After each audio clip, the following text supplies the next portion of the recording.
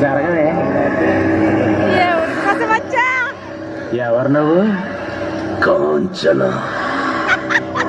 ఇక్కడికి ఎందుకు వచ్చావు? నా పగ తీర్చుకోవడానికి వచ్చాను. ఎవరి మీద చెప్తా.